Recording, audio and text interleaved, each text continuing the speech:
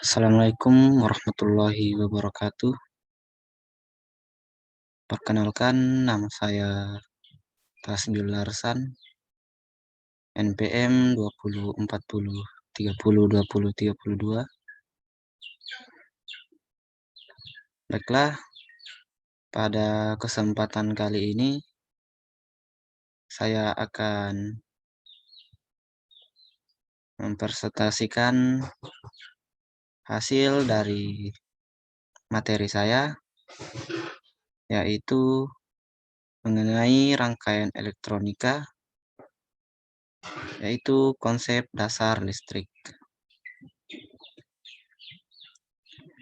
Baiklah, langsung saja kita masuk ke video pembahasannya.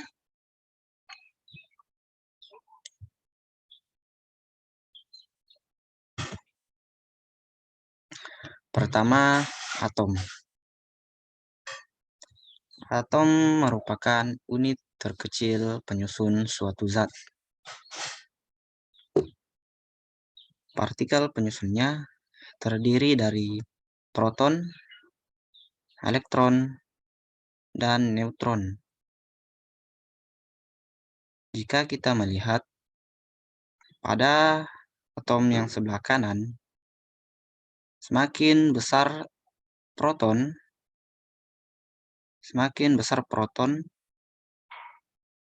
yang ada pada suatu atom dibandingkan dengan elektronnya, maka atom tersebut dikatakan sebagai atom positif. Sebaliknya, ketika elektron pada atom tersebut lebih banyak dibandingkan dengan protonnya, maka atom tersebut dikatakan sebagai atom negatif. Namun, jika atom tersebut memiliki jumlah elektron dan proton yang sama, maka atom tersebut dikatakan atom netral.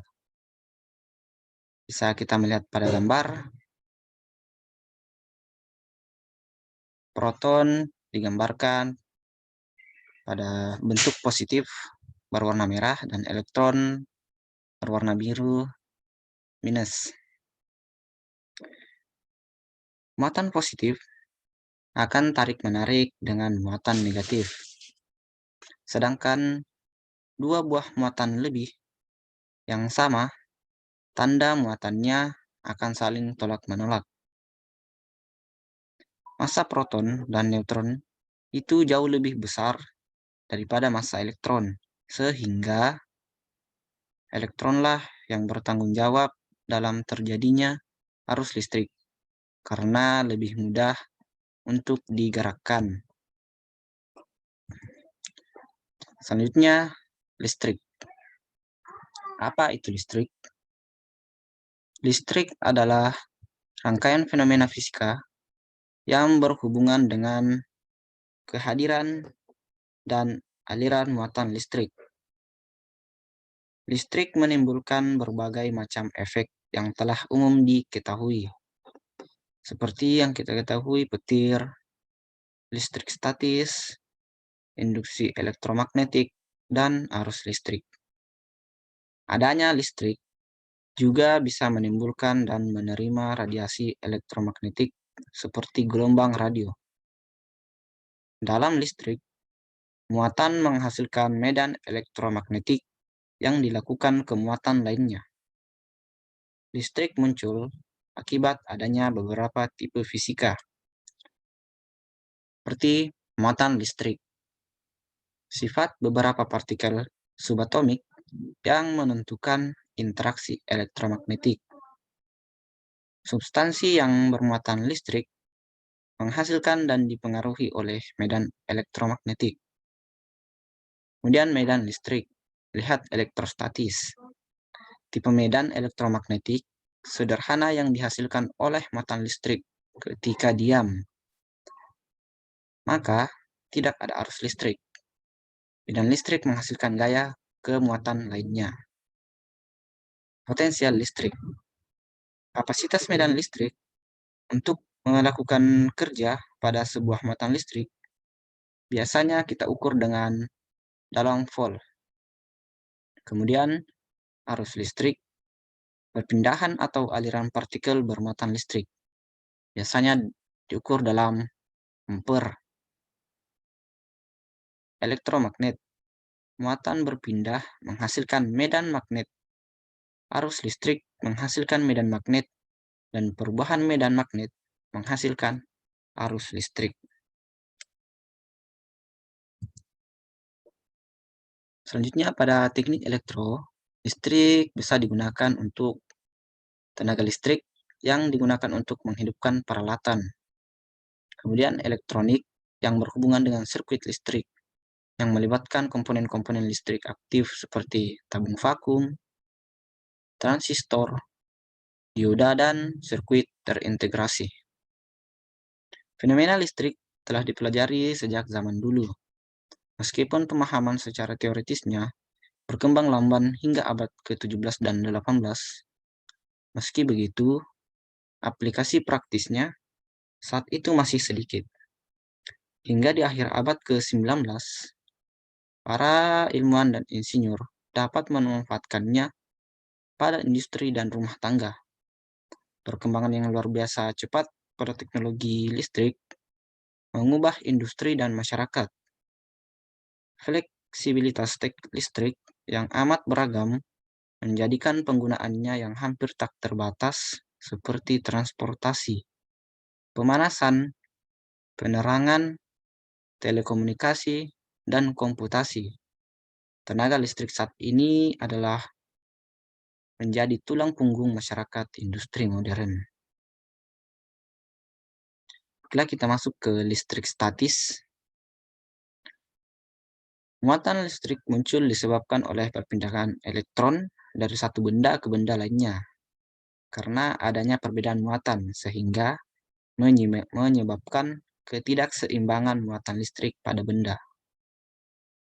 Listrik statis adalah listrik yang diam untuk sementara pada suatu benda. Listrik statis terjadi karena gesekan atau gosokan dua benda. Disebut statis karena elektron yang dipindahkan cenderung tetap diam setelah dipindahkan dari satu bahan ke bahan lainnya. Listrik statis terjadi ketika benda-benda saling berpautan tanpa adanya sumber daya. Contoh listrik statis dalam kehidupan sehari-hari kita mungkin pernah kita praktekkan, yaitu saat penggaris digosokkan ke rambut, maka elektron pada penggaris berpindah ke rambut. Akibatnya penggaris menjadi lebih positif dan rambut menjadi lebih negatif karena ada tambahan elektron yang berasal dari penggaris. Saat penggaris kita dekatkan pada potongan kertas kecil, penggaris tersebut dapat menarik potongan kertas-kertas kecil tersebut. Selanjutnya, listrik dinamis. Listrik dinamis adalah aliran partikel bermuatan dalam bentuk arus listrik yang dapat menghasilkan energi listrik. Listrik dinamis adalah listrik yang bergerak karena adanya arus yang mengalir dari titik berpotensial tinggi ke titik yang berpotensial lebih rendah yang dihubungkan dalam suatu rangkaian tertutup.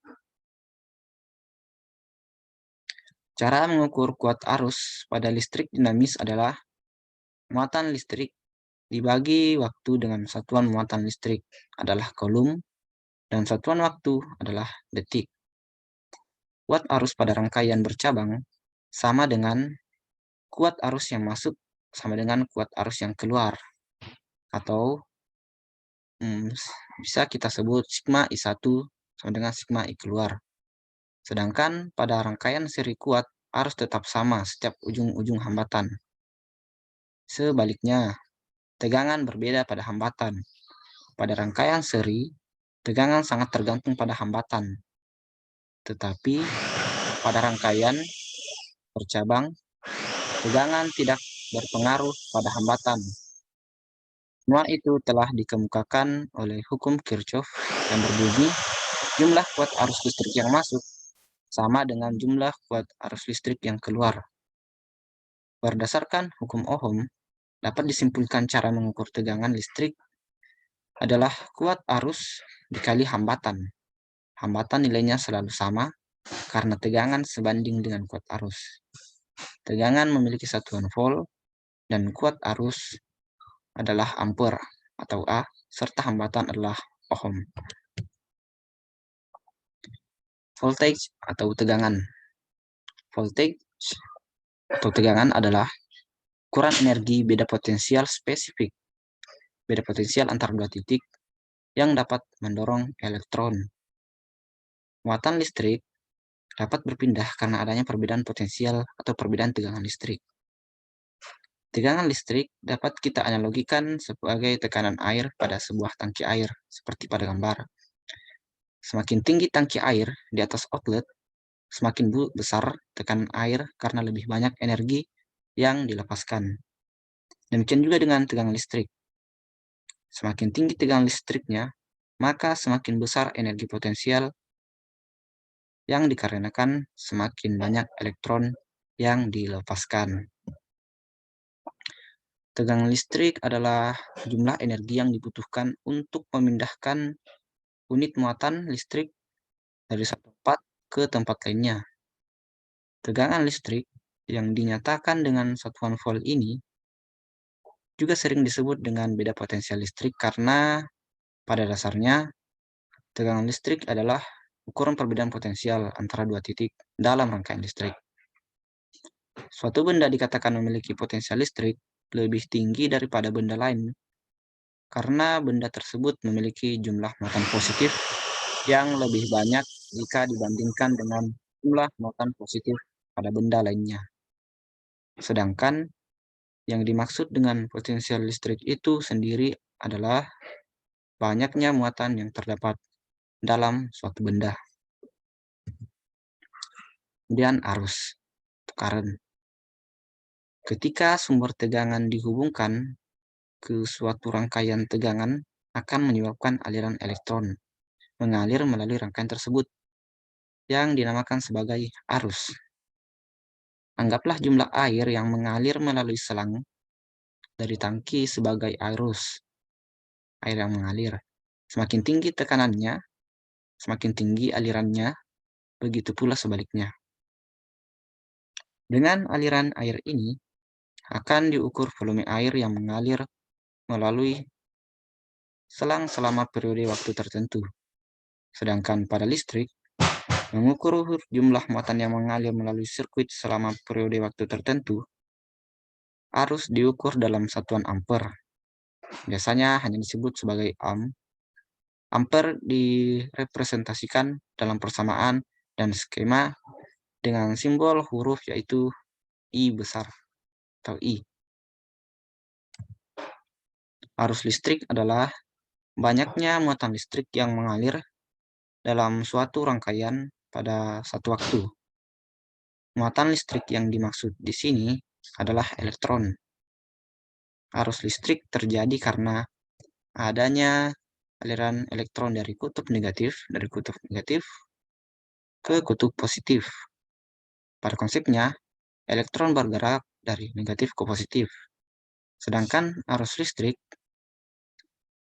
dalam arus listrik bergerak dari positif ke negatif. Kenapa demikian? Kita perhatikan gambar berikut. Seperti yang kita lihat, pada gambar di atas menunjukkan sumber tegangan listrik yang disambungkan ke sebuah penghantar. Pada kutub positif penghantar, muatan negatif akan ditarik oleh muatan positif pada sumber tegangan melewati ruang-ruang kosong full. Bisa kita lihat pada gambar ada sebuah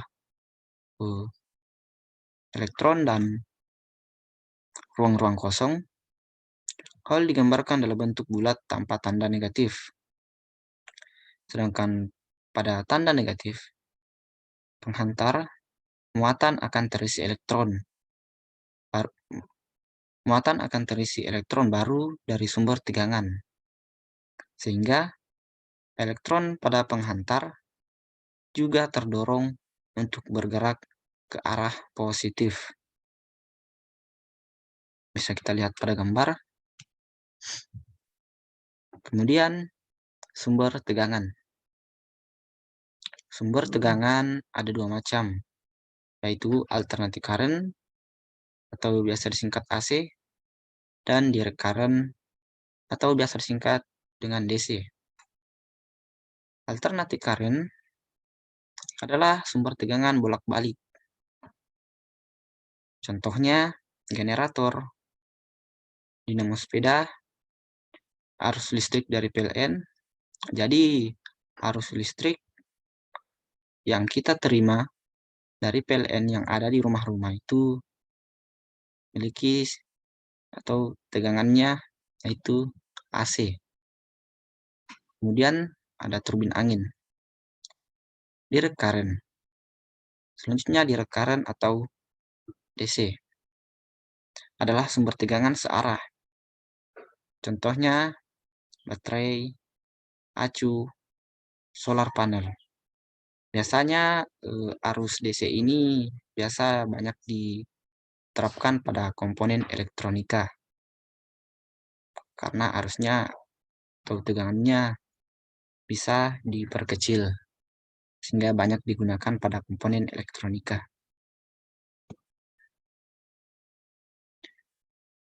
Rangkaian-rangkaian elektronika ini pada umumnya beroperasi dengan menggunakan tegangan DC yang rendah seperti 1,5 volt hingga 24 volt DC.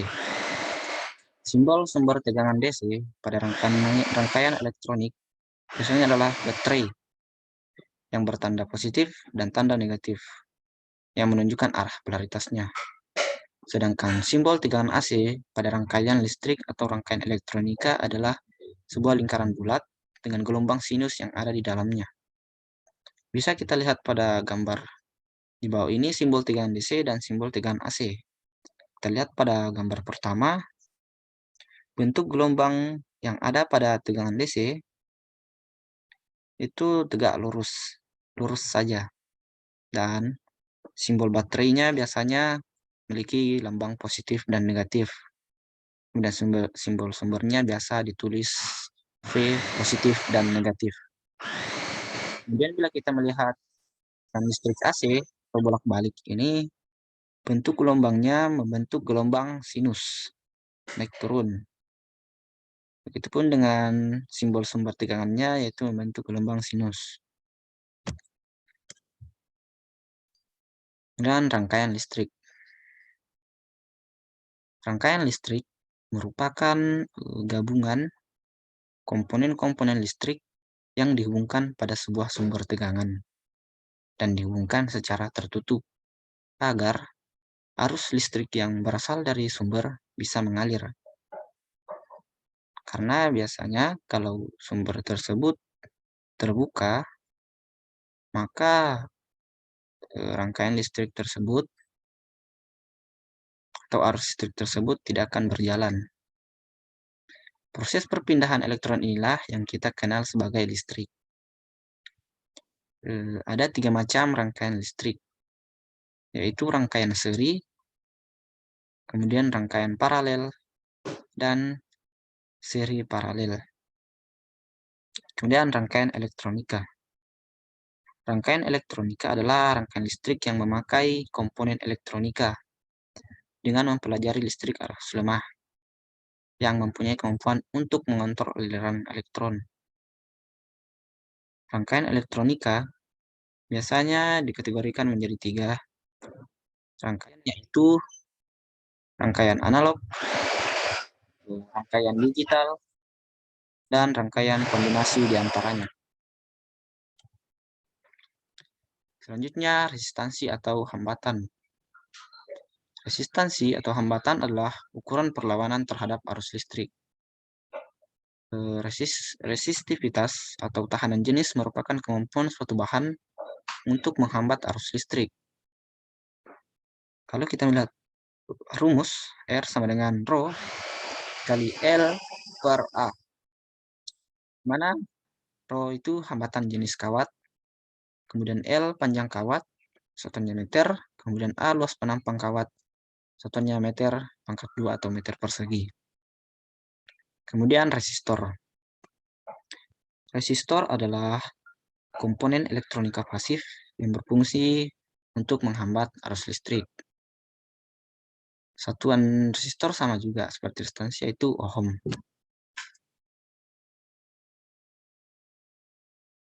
Kemudian selanjutnya hukum ohm. Hukum ohm juga dikenal dengan istilah Ohm's Law yang pertama kali diperkenalkan di tahun 1825 oleh seorang fisikawan asal Jerman, yaitu George Simon Ohm. Hukum Ohm berbunyi, besarnya arus listrik I yang mengalir melalui sebuah penghantar atau konduktor akan berbanding lurus dengan beda potensial atau tegangan V yang diterapkan kepadanya dan berbanding terbalik dengan hambatannya, itu R. Dari bunyi hukum ini, maka dapatkan sebuah persamaan atau rumus, yaitu V sama dengan I dikali R, atau I sama dengan V per R, atau R sama dengan V per I, di mana V merupakan voltage atau tegangan dengan satuan volt atau V, kemudian I current atau arus listrik di mana satuannya ampere atau A, dan resistansi atau hambatan dengan satuan ohm. Baiklah, selesai. Terima kasih. Mungkin hanya itu pemaparan materi yang sempat saya sampaikan mengenai konsep dasar listrik pada mata kuliah rangkaian elektronika. Kurang dan lebihnya mohon dimaafkan. Saya akhiri dengan ucapan Wabillahi taufiq wal hidayah. Assalamualaikum warahmatullahi wabarakatuh.